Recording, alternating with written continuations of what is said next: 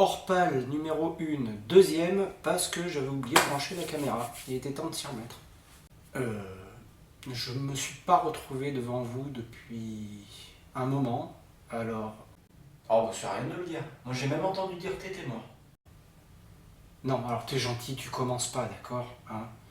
C'est une toute nouvelle vidéo, dans un nouveau décor, dans une nouvelle maison, dans une nouvelle ville. Oui bon bah bref, t'as déménagé. Oui, voilà, c'est ça, j'ai déménagé. Donc vous comprenez bien que le déménagement, l'emménagement, le travail, les travaux, d'ailleurs vous ne le voyez pas dans le cadre, mais là j'ai un mur qui n'est pas fini, qui est complètement dégueulasse. Oh, tu vas pas nous faire toute la bio aussi, on peut peut-être attaquer la vidéo. Mais bon, me revoilà. Nous revoilà. Je préfère, ouais. Mais sinon, t'oublies rien. Hmm. Bonne année à tous. Ouais. Le plan sonnait vachement mieux dans mon crâne quand même. Puis il va falloir tout que je ramasse maintenant. Ah oui. Oui, bon ben voilà, bonne année, la santé, tout ça, tout ça. Bon, maintenant que ça c'est fait, on reprend doucement avec une petite vidéo sans prétention. Bah là, tu vois, je sais pas.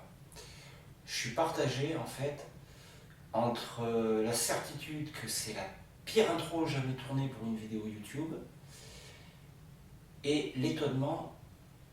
Tu pensais vraiment que t'allais révolutionner quoi que ce soit avec les autres vidéos? Alors, une vidéo hors pâle, hors pile à lire, où je vais vous présenter ben voilà, les bouquins que j'ai lus ces derniers temps. Et surtout ce que j'en ai pensé. Ah bah oui, parce que sans ça, la vidéo perdrait de son intérêt, c'est sûr. Tu comptes faire une pause à un moment ou c'est comment là?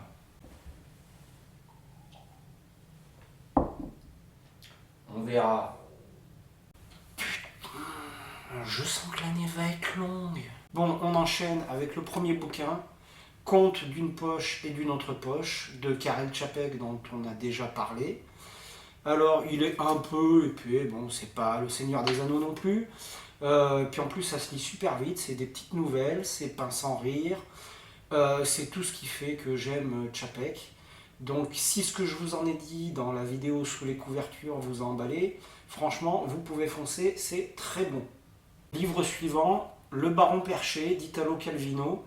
C'est un bouquin que j'avais lu en primaire ou collège, si je dis pas de conneries. Oh bah ce serait étonnant.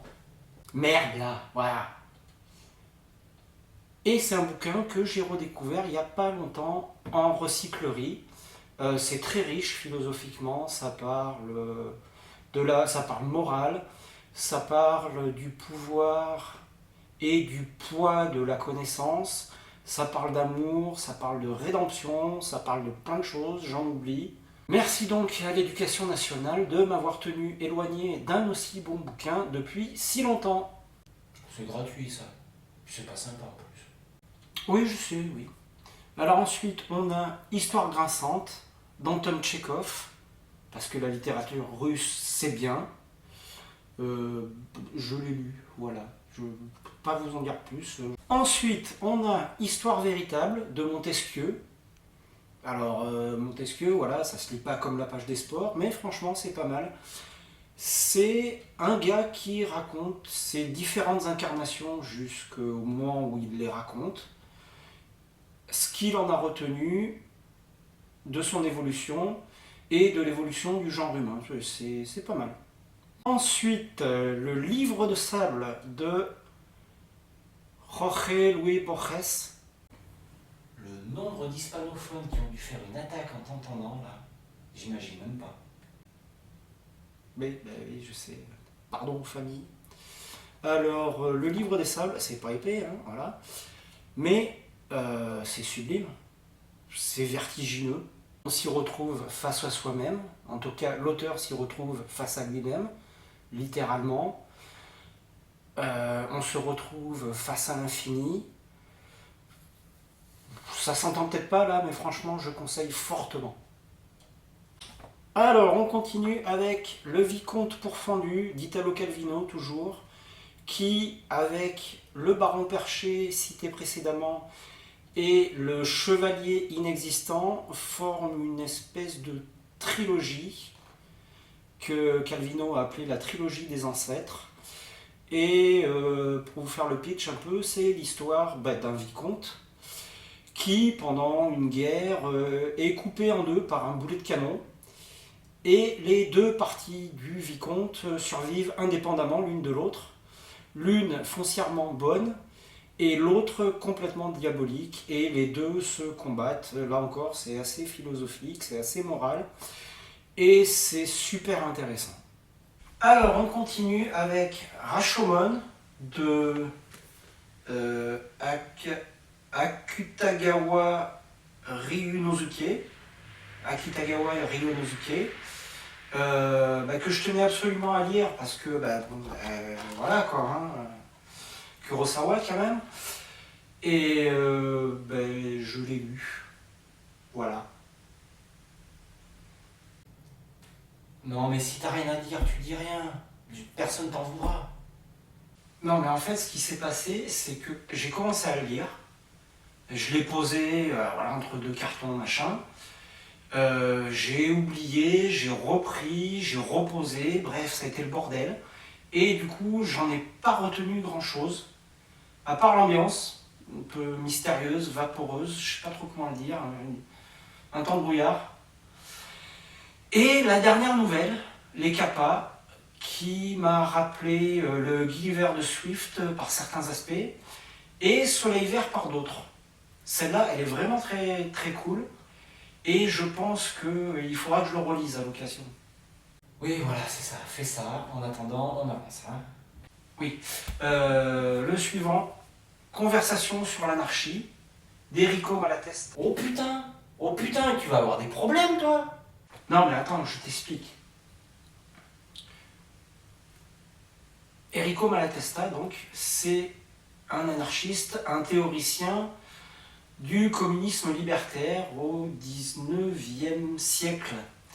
Et dans ce bouquin-là, il fait un peu du Platon, puisqu'il va exposer ses idées, ses théories, ce qu'est l'anarchie pour lui, au travers de conversations.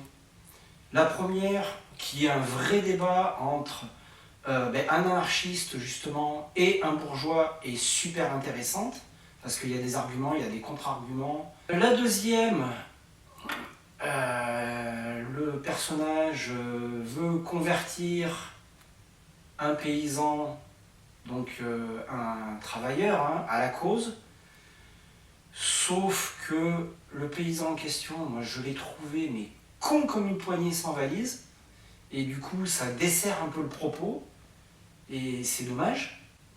J'ai ressenti ça un peu, vous savez, comme dans les films de science-fiction, de trucs comme ça, où on est obligé d'expliquer aux scientifiques ce que c'est que la gravité, les lois de la gravité, parce qu'ils sont aussi cons que le spectateur. C'est de l'exposition et c'est souvent très lourd. Ben là, sur celle-là, c'est ce que j'ai ressenti. Et la troisième, qui est plus courte, c'est un essai sur l'intérêt ou pas d'aller mettre un bulletin dans l'urne, de voter. Sauf que la fin foire un peu le tout, parce que c'est vraiment les Kalinours font la révolution. En trois lignes, ils niquent un peu le truc, et là aussi c'est dommage. Mais ça reste, en termes informatifs purs, super intéressant si le sujet vous embarque un peu. Ah bah tiens, Čapek encore, RUR, Ransom Universal Robots. Et que je rapproche un peu du Pied d'argile de Pratchett. C'est une pièce de théâtre, pour changer, et qui essaie de répondre à la question qu'est-ce qui se passe quand les exploités se rendent compte qu'ils sont exploités, et qu'est-ce qui se passe quand ils décident de se battre. Les exploités, là en l'occurrence, ce sont des robots. Donc c'est clairement Terminator avant l'heure. Et les mots me manquent pour vous dire à quel point je vous conseille ce bouquin. Il n'est pas forcément évident à trouver. Moi je l'ai commandé, mais ça se trouve et ça le mérite. Voilà, donc foncez, c'est de la bonne. Alors, Les Briques Rouges de Varsovie de Robert Badinter, c'est juste le gars qui a aboli la peine de mort en France.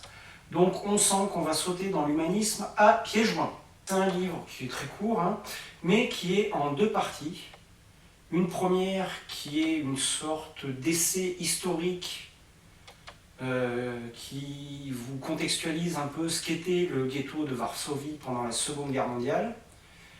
Et la deuxième partie, c'est une pièce de théâtre qui vous fait rentrer de plein pied dans le quotidien de ce ghetto, puisqu'on va suivre 4 personnages, 4 juifs qui sont dans ce ghetto, qui sont des résistants et qui sont en train de tenir le front contre les assauts de l'armée allemande dans un des derniers bâtiments encore debout dans le ghetto. Ça brasse un peu quand même, hein, je ne vais pas vous mentir. Et pour finir, et sans transition, parce que je ne vois pas trop quelle transition faire après ça, Brûlons tous ces punks, pour l'amour des elfes, par, je sais plus, Julien Campredon. Alors ça, je croyais que c'était un recueil de nouvelles de science-fiction, et en fait pas du tout. C'est comment vous dire? C'est du surréalisme de proximité. Matinée de terroir, ça parle patois, et d'une pincée de satire sociale. Je sais pas comment vous le dire autrement. C'est assez unique, et franchement, pour peu qu'on s'embarque, moi j'ai adoré. Pour vous donner un peu l'idée du délire, la nouvelle qui donne son nom au recueil, c'est l'histoire de gardiens de musée dans un musée local, classique. En face, on a des punks qui viennent toutes les nuits pisser sur les parterres, essayer de taguer les murs et de voler les arbustes. Classique. Et tout ce petit monde s'entretue joyeusement à la Gatling et au lance-flammes. Parce que pourquoi pas? Voilà, c'est tout comme ça là-dedans. C'est barré. Et c'est génial. Bon ben voilà, c'était le dernier. Donc bon, la pile n'était pas monstrueuse, mais encore une fois, ben, j'ai eu d'autres trucs à gérer. Oui, bon, ben ça, on le saura. Mais j'aime bien ce format. Je trouve ça assez cool de pouvoir vous présenter plein de bouquins dans une vidéo assez courte. Et du coup, je vais étendre le concept à un hors-pave, hors pile à voir, où je vais vous présenter un peu voilà, les films que j'ai découverts ces derniers temps. Je suis en train de bosser dessus déjà. Et du coup, le premier hors-pave devrait sortir bientôt. Attends voir là. Ça fait des mois qu'on n'a pas vu ta tronche, et là t'es en train de me dire que tu vas faire 2 vidéos d'un coup? Ouais. Et j'ai un CMRF qui est fini d'écrire aussi, donc à très vite. Tu me fatigues. Le nombre d'hispanophones qui ont dû faire une écoute en t'attaquant,